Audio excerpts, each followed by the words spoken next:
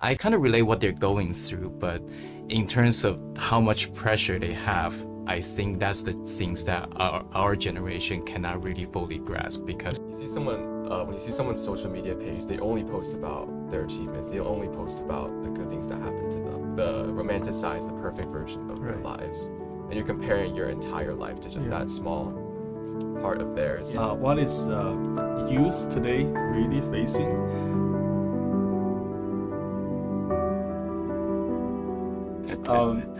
So today we're going to have a very interesting topic. As I'm an immigrant parent. As I'm growing up in my own culture, I have my own experience of what youth look like. But teenagers in America, in a different culture, they are actually facing very different things. So sometimes this misunderstanding can cause a lot of heartache and difficulty in our interaction with our children. So we're hoping Enoch and Eric's sharing there really help us to understand youth today, what they're facing. So I'll start with Enoch. As you know, you are going through everyday life. You are in school, you're in church, in family. Do you feel you are actually being a different person in different places? Yeah, I would say so. Yeah. I'd say in, like, at church, there's this, like, there's a pressure to just, like, look better, you know, because we're in such a place with so many people and we all believe in God. There's, like, this pressure to be, like, the best version of yourself and to appear better. And at school, you also have, like, a similar pressure because you want to be, like, funny, you want to be likable, you know, among your friends. And when you're with your family, you just want to be really well behaved. Yeah, you don't want your parents to, you know, be mad at you. So you just try to be really well behaved and listen to what they have to say. Yeah. And if you disagree, well, you gotta bring it up in a nice way, you know. So Eric, as you are hearing Enoch sharing that, do you feel that's your perception as well?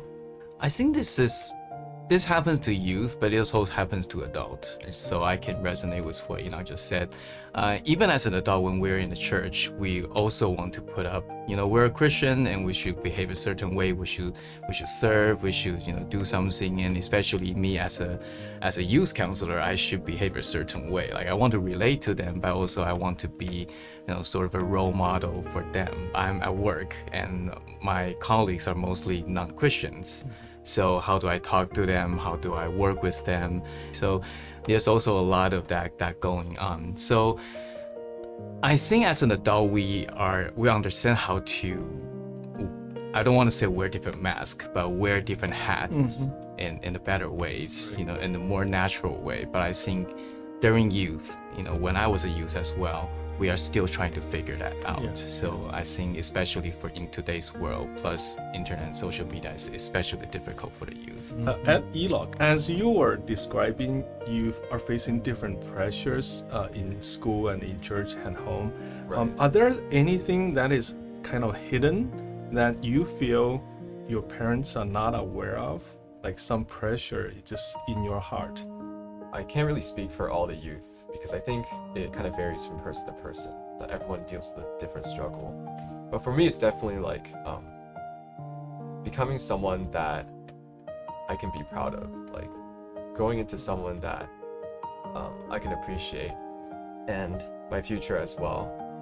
So I would say that includes like my job in the future or my relationship with God in the future, and just like the people I surround myself with as well. All these factors are kind of acting as pressures in my life. So you feel those are the things that is really heavy in your heart, but sometimes you feel your parents cannot see those. Yeah, I think this kind of thing, it's like hard to see from like an outsider's perspective because it's all internal, it's all in your head. I think the only way they'd be able to see that is if you're able to communicate with them. So Eric, do you feel you actually know about it, or this is pretty fresh to you as well? I think kind of like Ina says, and sometimes youth, they're still developing their communication skill. So some youths might not able to communicate verbally very well, so it can show up through emotion. They can show up through their behavior. So sometimes you see youths just keep scrolling their phone or play video game. They just want to escape. They just want to take a break from all this confusion, all this stuff that, you stuck in a mind loop that you cannot get out of. So yeah, they just kind of want to take a break. But sometimes parents see that, oh, you're slacking off, you're playing video games again, you're, going through your phone again. Yeah, you're not working hard, but maybe their brain is already kind of fried. So I kind of relate what they're going through, but in terms of how much pressure they have, I think that's the things that our generation cannot really fully grasp, because we grew up in a much simpler time. I agree with you. I once heard a youth minister said something along the line of, youth are just half human. That's not anything that is derogative or anything. It really means we should not expect the youth to have the same understanding and the same experience as parents. But sometimes we actually make that mistake.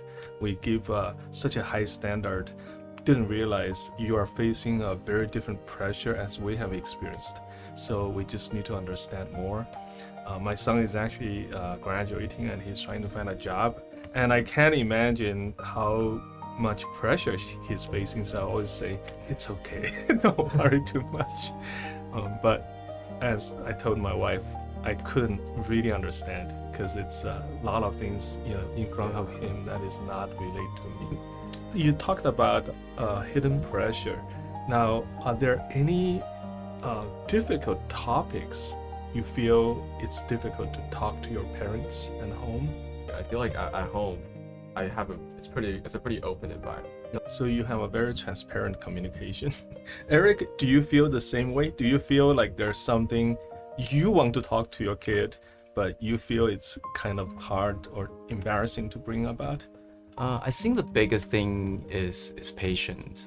There are things that you really want your kids to understand, right, but it really takes time for them to be ready for the message that you want to tell them. And you need to wait for the right time. Yeah. Sometimes you can tell them the right thing in the wrong time, and they're just not hearing it at all. They might not be in the right mind space. They might not be mature enough to process the message you want to tell them. And I think a huge part of communication between parents and youth is that parent also needs to learn a lot about how to communicate effectively. Sometimes for parents, when you are not patient enough, you tend to have your emotion during your communication. You communicate through frustration. When you're feeling impatient, you start to just looking at things on the surface level and start to pointing things out, and kids start to feel like you're nagging. So oftentimes I think parents need to think about what caused you doing the certain things, and what maybe you can think a little bit more about what's underneath their action, and maybe can talk about that a little bit.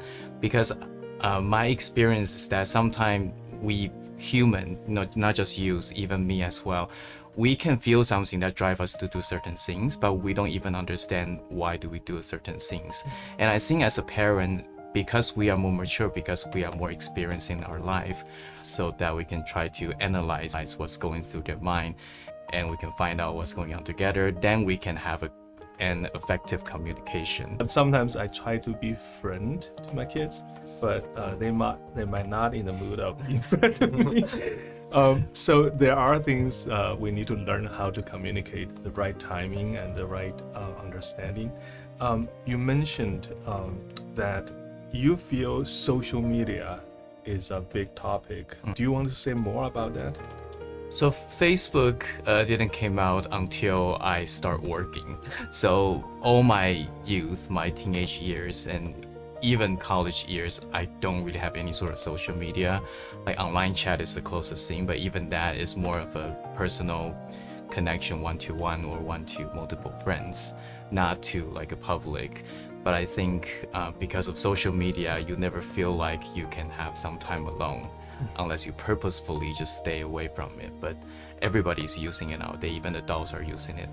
And social media, to me, is dry. It thrives when people looking at each other's life, and when you do that, you start to compare your life with other people.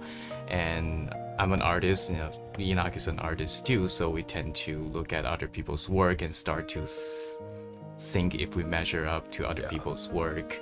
And as an adult, whenever you start to compare yourself to other people, it robs your joys away. I cannot imagine when it is youth who's still growing, still trying to find their own identity, still trying to develop their mindsets, also trying to figure out their future, also trying to study for their schoolwork.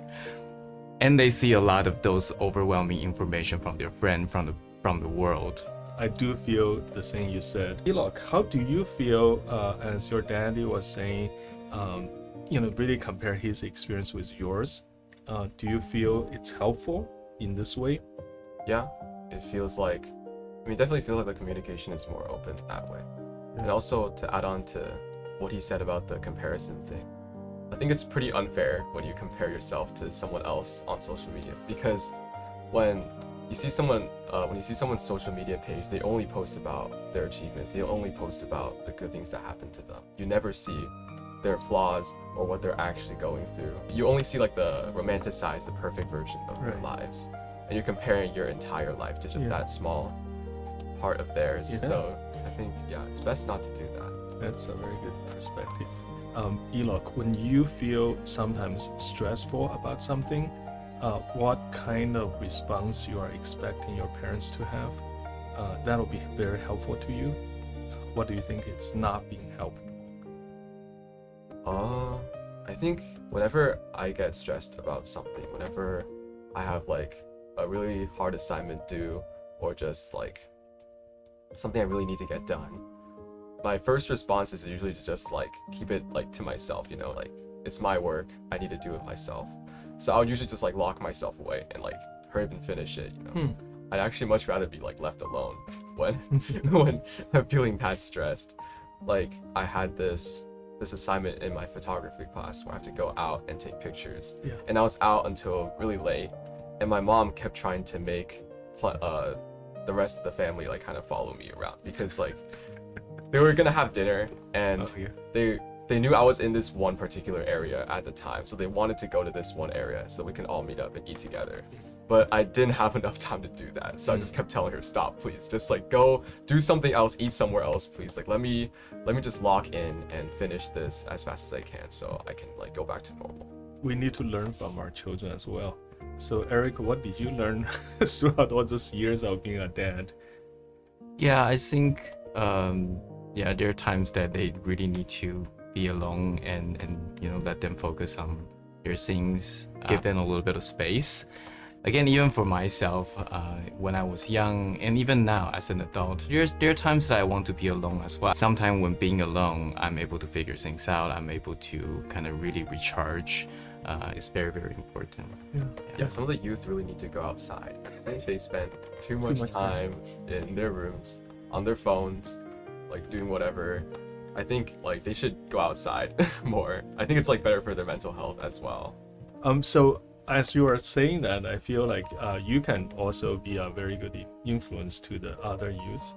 We, as parents, we always want our children to grow, spiritually and physically and be healthy, or that. But sometimes, if you're just coming from the parents, the youth will feel like, oh, it's all your style, your way of thinking. But I think there's something, you learn from each other. So every parent always have this desire of, I want to bring my children to God together with me so that he can grow up, as a Christian or believe God, have strong faith. As you grow up in a Christian family, what kind of experience did you have? Like, how do you feel your parents' faith has been having influence on your faith? Yeah, I think it's a pretty similar experience to a lot of the other youth. I remember whenever I hear a testimony from the youth like that about to get baptized, I always hear them start with, I grew up in a Christian family and grew up going to church. And I'm like, I keep hearing it over and over again, but I guess that is true. Like that's the majority of the people's experience. So For me, yeah, I was like them. I grew up going to church, and I just thought of it as, you know, like something we do every week. And I thought God was real, but it was more of like a head knowledge thing. It wasn't really like, I didn't really have like the faith, like a personal connection with God. So I was just like, oh, it's like straightforward, like my parents believe, so I also should believe, you know. So, and it's this thing we go to like every week together. But I think it wasn't until I started facing my own personal struggles, and then my mom decided to point me towards God again, that I finally began to like understand finally, like in my heart, that yeah, God is real, God is there for me, God is my friend. How old were you? So I was like 14, 15, that I finally decided like to be in a relationship with God. Yeah, I feel parenting to me is really one of the instrument God sanctified me. Needs to train myself with a lot of patience and wisdom how to relate and talk to my kids about faith. So how about you, Eric? How do you feel parenting affect your faith? So parents are also learning how to be a parent, but at the same time, I'm also going through a change of my faith during my 30s. So I'm also going through the spiritual journey as well. And I think a very important thing for parents is that after we have kids, we tend to focus on them a lot, and sometimes we ignore about ourselves. But it's kind of like when you are on an airplane, it always tell you to put on your air mask first before you put on other people's air. And I feel like a lot of parents, including myself, I have a lot of unresolved issue in my own heart. So I cannot really share the faith with my kids effectively if I didn't even resolve my own problem and have my own personal encounter with God. And just by bringing kids to church, that's an environment which is great, but if they don't see that faith, if they don't see your relationship with God, it's very hard to convince them that God is real, because you are the person that they look at when it comes to, is God real? Do they see a little glimmer of Jesus in your life? We're never perfect. Parents are never perfect. And we try to work on ourselves first, have a good relationship with God, have a loving relationship with God, and receive enough love. You try to love your kids with your own strengths. It's very limited. I tried. It failed miserably. When he was little, I did a lot of things that I regret. And I feel very sorry about it. But it wasn't until I actually feel that God really loves me that much. He's so patient with me. Then I can start to really feel like that love overflow to the people around me, including my family, my kids. I think only when you're able to feel that yourself, then you can effectively show the kids who God is, and God really loves him or her. I can relate to that feeling. Christianity doesn't mean we are perfect. We don't want to just show the perfect side of us to children. It is when we mess up and make mistakes, we're willing to come back to God and repent. Can you say one thing you really appreciate about him? There was, at some point, I felt really lost. I didn't really know how to keep going, because like I said, I'm really worried about my future sometimes. So at one point, I just felt like nothing I was doing was good enough, and I'm not able to get to a point where I'm able to be proud of myself. And I guess, I realized that that's impossible, And when I talked to my dad about it, he told me to just enjoy life, just keep creating, because I'm also an artist. So that's what I'm passionate in. He just told me to keep creating because he knows that's what I love to do. He told me to keep going. I think that really helped to simplify things in my head a little bit. Make it easier to move on. That's great. How about you, Eric? You want to say something to Enoch is already doing way better, so I never really worry about your future. And just mostly because my own experience with God, I know he's always faithful to us, so he will always provide.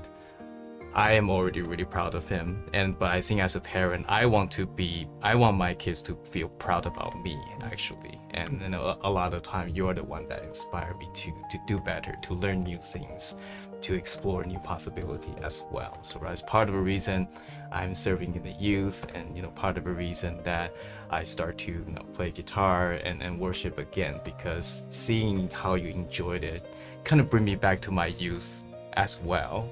One thing I noticed between Eric and Enoch is how they really respect each other. So I think my encouragement to anyone who's watching and feel you don't have this kind of good relationship is, just keep trying. God always have a way to make out of any relationship that seems to be broken or difficult. As long as we really pray to God and follow His example of being gracious and loving.